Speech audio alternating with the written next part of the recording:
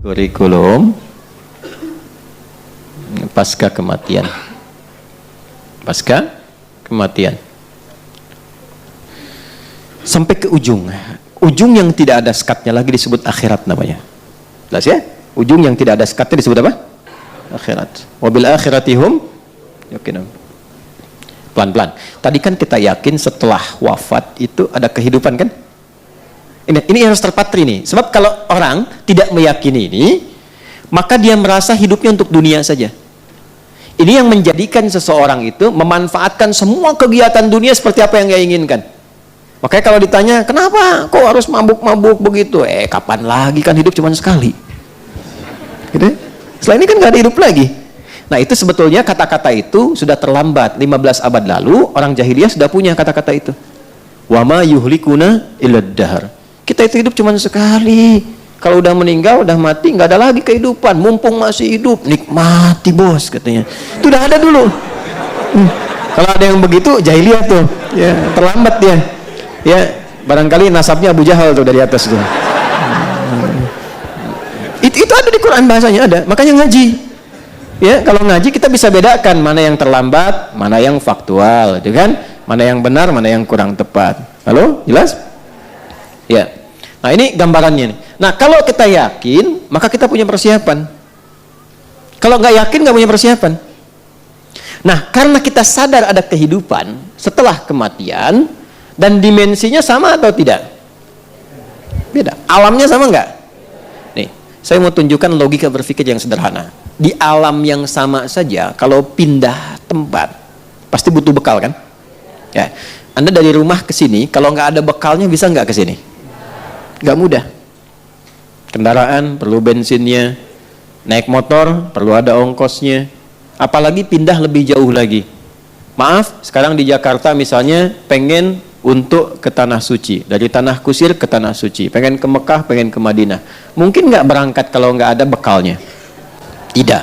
Sekarang begitu sampai ke Saudi, maaf, mata uangnya sama nggak?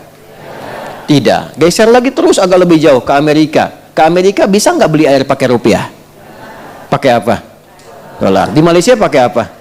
Hukumnya sama nggak? Tidak. Ke Singapura aja nggak bisa sembarangan, ya kan? Di sini jalan, buang sampah, nggak ada yang lihat, buang. Di Singapura bisa jadi nggak berani itu. Di Jepang bisa jadi harus ikut sistem kan? Berarti ada hukumnya sendiri, ada aturannya sendiri. Di alam yang sama, cuman beda tempat, beda aturan. Maka sekarang pindah alam. Jadi nggak logis kalau aturannya sama. Pasti beda. Karena itu saat pindah alam, yang dibawa pun dunia itu akan ditinggalkan. Nggak ada yang dibawa. Karena kan judulnya meninggalkan dunia kan? Dan hebatnya diumumkan di speaker di toa-toa. Assalamualaikum warahmatullahi wabarakatuh. Inna lillahi wa inna ilaihi telah meninggal. Nah, meninggal dunia itu maksudnya meninggalkan dunia seutuhnya. Jadi semua hukum-hukum dunia termasuk di dalamnya dan bekal-bekal dunia nggak akan dibawa. Ya, Anda sekarang mau kerja sekeras-kerasnya, berangkat gelap, pulang gelap, macam-macam kumpulkan harta, dapat mobil banyak, rumahnya luas dan mewah. Begitu masuk ke alam kubur, mobilnya ikut nggak? Handphonenya ikut. Tuh ini pakai ngerekam-rekam tuh. Fotonya ikut nggak? Menerbuka jamaah Ustadz Adi, nih buktinya. Nggak bisa. Nggak bisa. Mama nanti kalau masuk ke alam kubur, tolong handphonenya dikuburin tapi setelin morotal dulu ya. Pulsanya kirimin tiap pekan. Nggak bisa tetap. Nggak ada yang masuk. Bajunya sama nggak dengan sekarang? Ganti. Anda mau kumpulin pun banyak sampai puluhan ratusan, tetap yang dipakai beda. Dan hilang semua. Begitu dipaksa dimasukkan, rusak. Hancur. Karena bukan tempatnya. Bukan fasilitasnya. Bukan hukumnya. Pindah tempat. Maka pindah hukum. Beda aktivitas, beda perbekalan. Sekarang pindahnya beda alam. Kita masuk ke alam pasca kematian, pasca kehidupan dunia, masuk ke alam kubur. Belum ke akhirat, ya baru dikubur. Karena beda alamnya, alam dunia dengan kubur sudah beda hukumnya. Silahkan cek di buku, di kitab mana ada keterangan tentang kubur. Di Islam lengkap. Afala ya'lamu idza bu'thira ma fil qubur. Tahu nggak ketika nanti dikubur sampai bangkit itu bagaimana kehidupannya? Maka turun ketentuan-ketentuan supaya disiapkan sebelum masuk. Jadi sebelum masuk kita sudah punya bekal. Itu indahnya dalam Islam. Terjadi sudah siap, nggak kejadian nggak ada ruginya. Itu jawabannya bagi orang yang nggak yakin dengan alam kubur.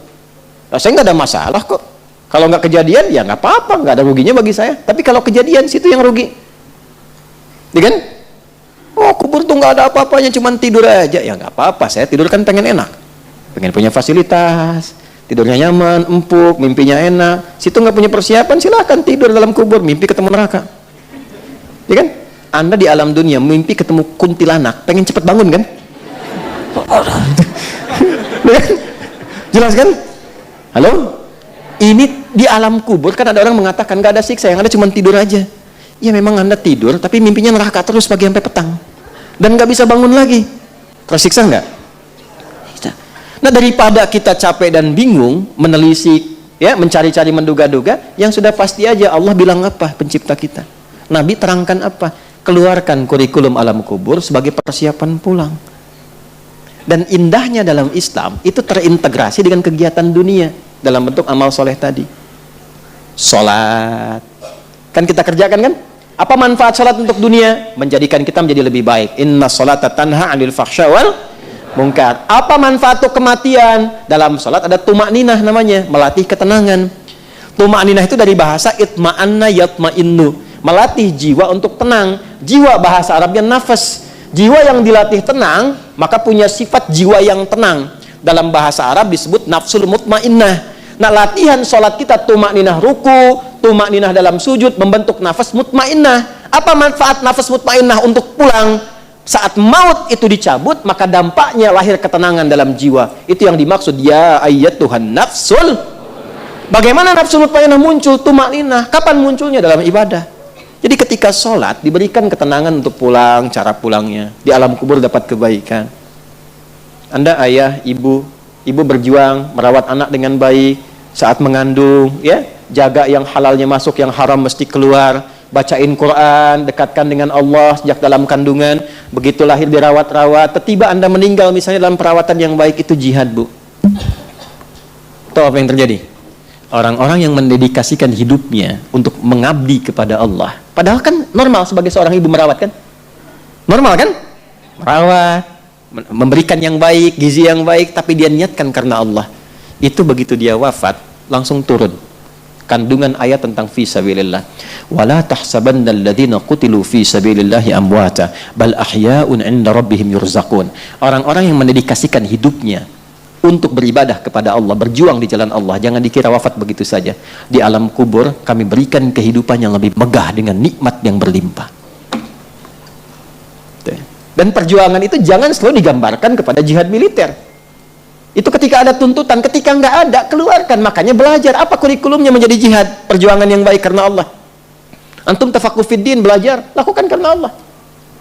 Ya, dalam Islam itu belajar, apapun yang dipelajari, tujuan akhirnya mengenal Allah. Antum pintar sepintar-pintar jadi profesor, nggak kenal Allah, nggak disebut pintar dalam Quran.